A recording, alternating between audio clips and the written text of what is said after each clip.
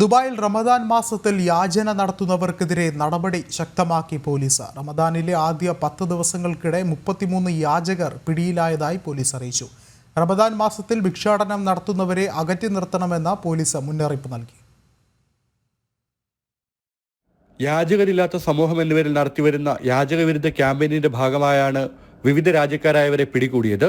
വിവിധയിടങ്ങളിൽ നടത്തിയ പരിശോധനകളിൽ റമദാനിലെ ആദ്യ 10 ദിവസങ്ങൾക്കിടെ 33 യാചകർ പിടിയിലായതായി പോലീസ് അറിയിച്ചു. റമദാൻ ആദ്യ ദിവസം മുതൽ അധികൃതർ പരിശോധന ശക്തമാക്കിയിരുന്നു.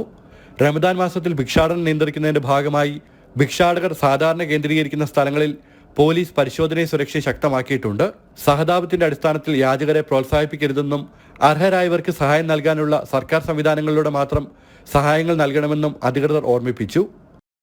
ജനം, ദുബായ്.